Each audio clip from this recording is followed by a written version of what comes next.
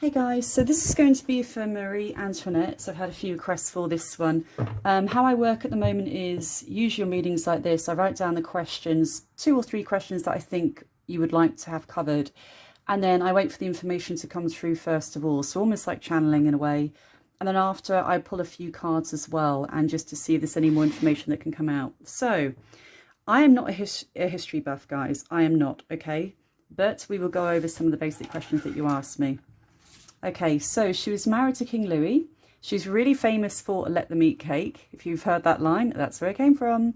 And she was born, I think it was 1755. And she was Austrian, and she married King Louis of France. And the whole match was basically to unite them as a couple and as countries, obviously, to make the country stronger. So it was an arranged marriage. So first of all, what I did want to ask was, let them eat cake. Was there any truth in that line at all? Was there any truth in it? And I've got my notes here before I even do my tarot cards here. And by the way, that line apparently came from a philosopher that wrote that line about her when she was 11 years old. So first of all, that doesn't add up at all. And that's when I did a quick glance at the history now on Google. And from what she said, it was completely fabricated to incite more hate for me. Much like the monarchy of today's world being targeted at times.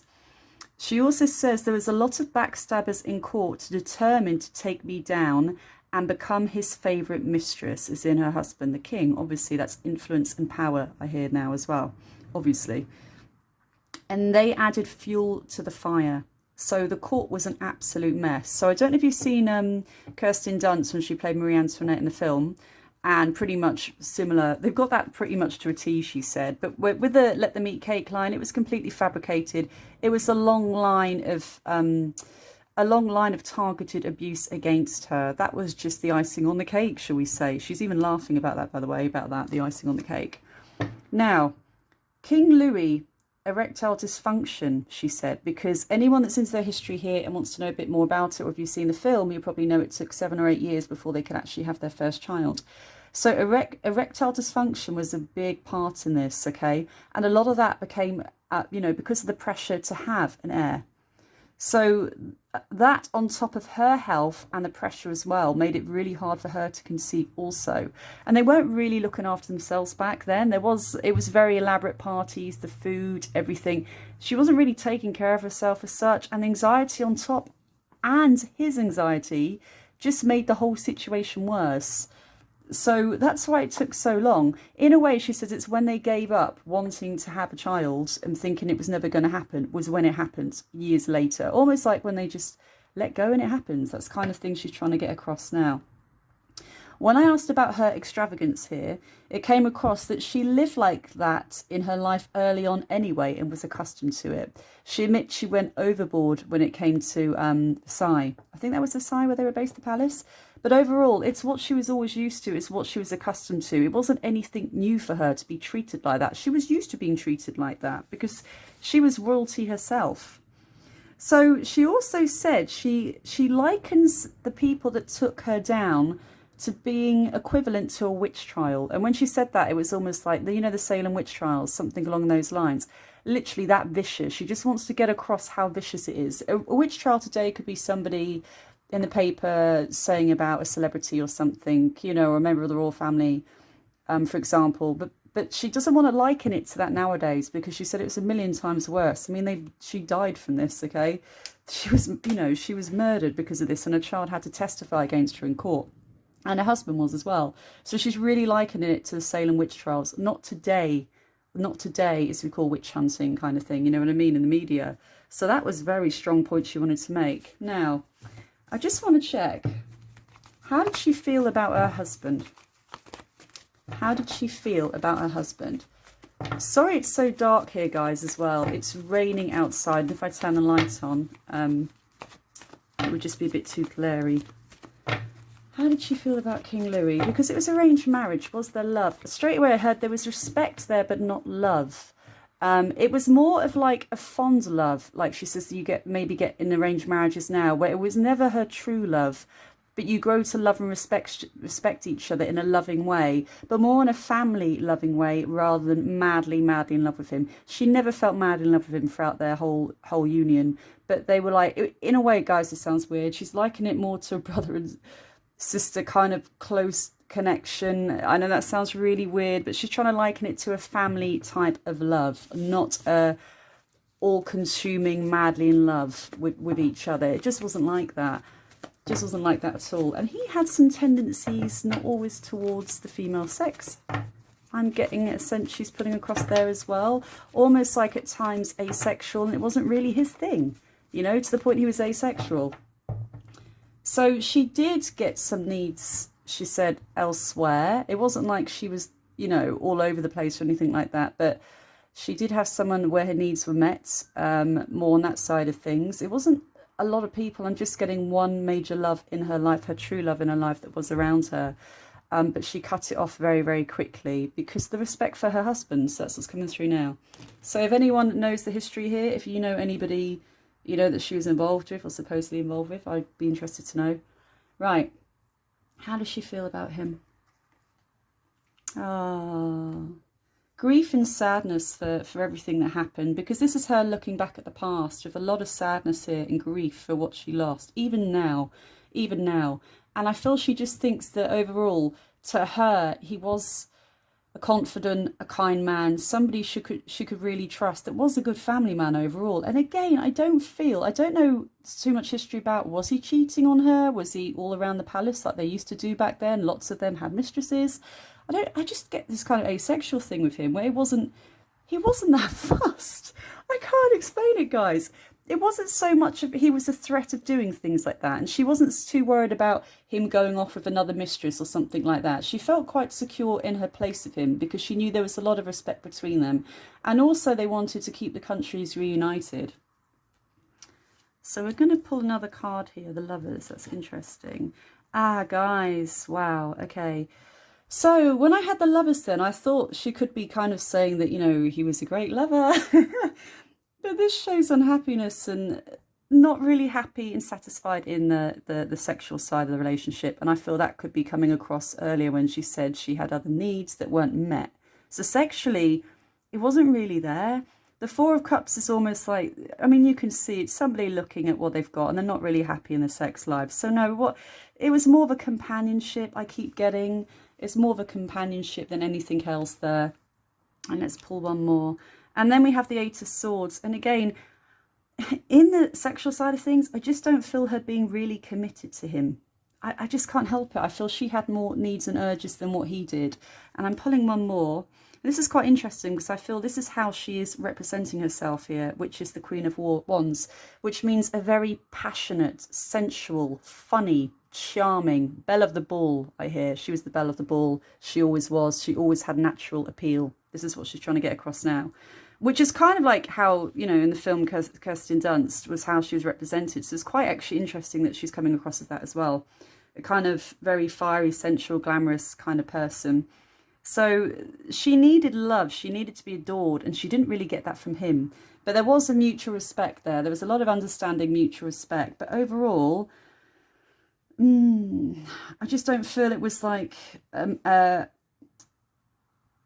soulmate twin flame relationship. I can't explain it. It just didn't feel like that. It just didn't feel in that sense with her. It was more companionship. It's just what I keep hearing, companionship. And he did his best, I heard. And she just wanted more. Okay, so that was the question about him. Now, let's see about court, actually, because I want to know what happens in court. What was it like to be around at that time in court? Did you really have true allies? No one's an ally. Everyone's out for what they can get, she said. Everyone's out for what they can get and everybody can be bought. So even, I don't know if they had ladies in waiting back then, but she kind of had a group of women that would look after her that were meant to be her trusted friends, but they could be bought as well. And even her mother, they would report back to her mother and her family rather than King Louis. So it was more they report back to the Austrian side of the family to keep tabs of her. So it was being bought. They were kind of being paid off to keep tabs of her. So it wasn't really a true confidant. And I think in a way Louis was for her. He was like her family in a way. It's really strong. They had a very strong connection. So what was it like living in court back then? Oh shit. Sorry guys. Straight away, the Tower. The Tower literally means backstabbing, things falling apart very suddenly around her. And for me, this is almost like her on the throne and then it comes crashing down. So I do feel the rumours and everything about, well, I mean, obviously it would have to come from the palace to begin with to get to the outside and incite a lot of anger towards her. But it's pretty much saying this here that, you know, it came from within the palace. So her destruction and her downfall came from the rumours being spread about her. Women are very powerful, she's saying. More powerful than the men back then. So the men might have had the money back then, but the women had the power and the rumours would just go off the handle, literally. And she also had people that knew who to talk to on the outside. So they would speak to specific people so they knew that rumour would get round about her. And she blew it all off as hot air. Is that a saying? Hot air, and it didn't mean anything. But she didn't realise the damage it was having behind the surface. And the Page of Wands is the messenger card as well. And for me, this is the rumour card because it's almost like the fire sign again. Fiery, kind of fast-moving energy, messengers. So again, rumours getting out about her outside. And it's all coming from within. It's all coming from within. And the world to me means she had no idea how far afield it would spread. I mean, it spread to countries about what was going on in her lifestyle. She didn't think it would have that far effect. When it came to her fashion, she did say she was like, she liked to be a trendsetter. She liked to be a trendsetter. But now when she looks back, she says she almost got drawn up in all the materialism of the palace and she was surrounded by yes people as well. So there were so many people around her that would just try and make a name for themselves, even in fashion. So some of her fashion choices are crazy, like wearing a galleon on her head, for example. Sounds crazy. I love to see it though. But stuff like that was more people that were influencers in fashion and things that wanted to make a spectacle of her, because by making a spectacle of her, it would make them more known and famous kind of thing. So she was kind of used by a lot of people as well. And she does say her attire growing up was actually more basic than what she would ever wear at the palace. So a lot of people wanted to use her, basically. It's just used, really. Just used a lot. And she didn't get the justice here she deserved either, because the justice card, I mean, especially if you heard about when it came to it in the downfall of the palace and there's revolution and everything, she didn't get her day in court at all. Are you kidding me? They wanted them out. They wanted them out. This was just a slow burn, moving up political as well to get them out of the court. You know, everything. And again, when I hear the Three of Pentacles to me is something that's gone on for ages. It was almost like the rumours sowed the seed and then it was political as well. So they really started from the bottom and worked their way up politically to remove them, and she did not get her justice. And this is the Master card, and it's almost like the planning card and almost like the experts in their field trying to take them down. And the rumours was just one part of it.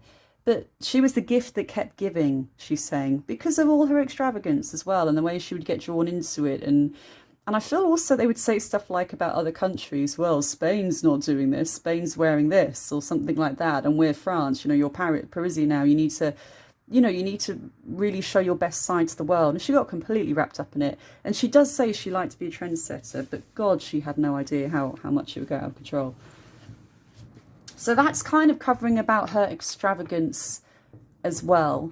How did she feel about being a mother? Okay. How did she feel about being a mother? How did she feel motherhood? Oh, guess what? That card was just about to fall out because it's spun round. So I'm going to keep that one out while I shuffle the rest. Okay. Because that was the Page of Cups, which instantly means loving messages. And for me, that's actually a child loving messages to her. It was being truly loved and adored for who she was, not what she wore, how she acted, what she said. Somebody that loved her, and it was a pure and quite emotional actually.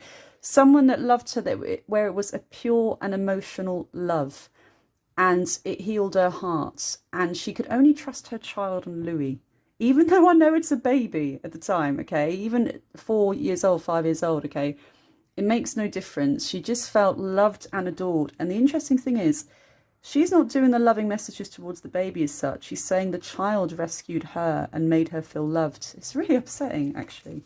It's quite emotional, that side of it. It made her feel very loved. What else about motherhoods?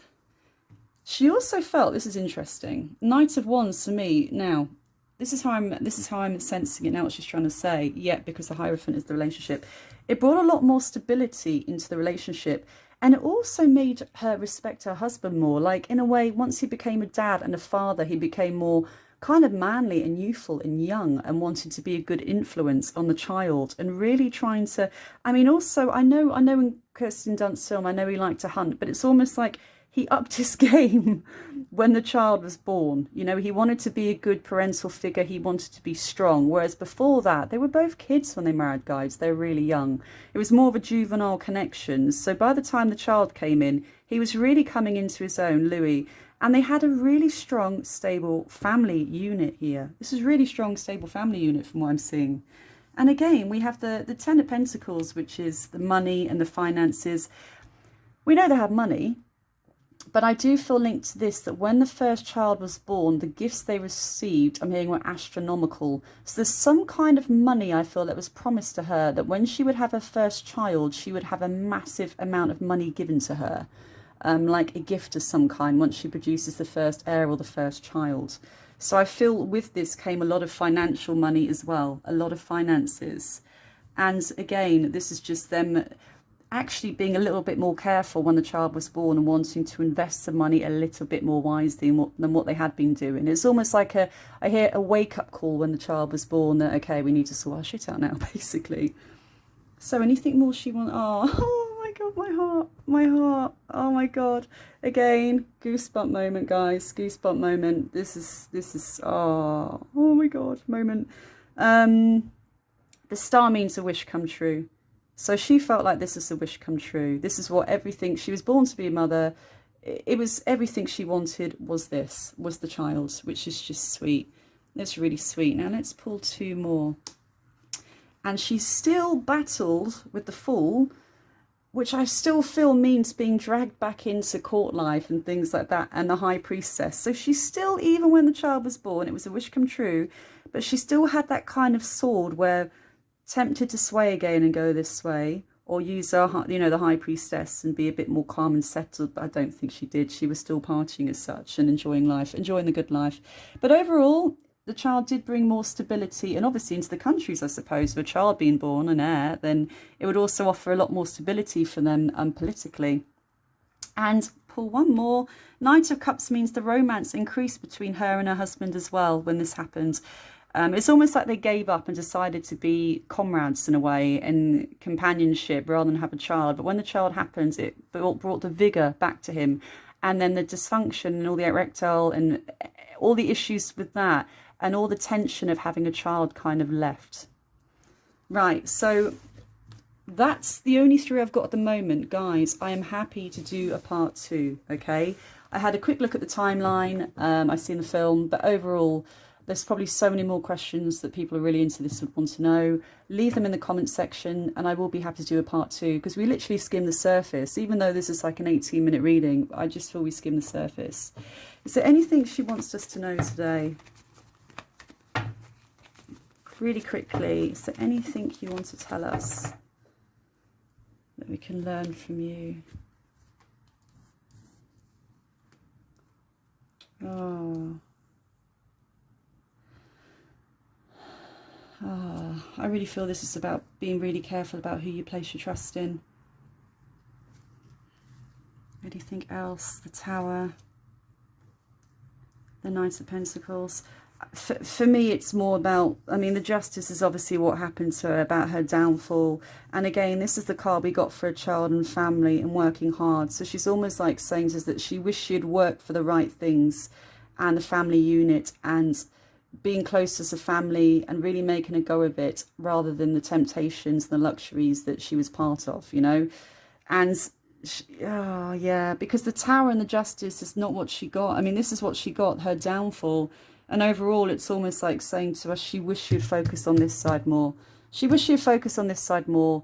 And just basically saying how important family is, putting the hard work in for the people you love, I've just heard. So putting the hard work in for the people you love and are there for you, that's all that matters in life, which is kind of what most of us would probably know.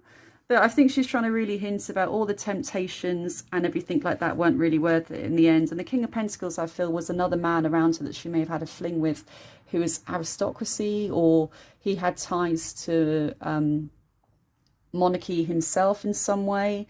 And it's almost like this is her downfall, the lust and the love, when really she had what really made her happy, but she didn't see it at the time. She didn't see it at the time. And yeah, and this guy was coming charging towards her. So I do feel there was another man around. And in a way, she wishes she'd woken up sooner, I hear. She'd woken up sooner. So anyway, that's it, guys. I'm knackered. I'm going to go. Hope you enjoyed it. If you want me to read for any other one, any other historical figure, let me know. Bye.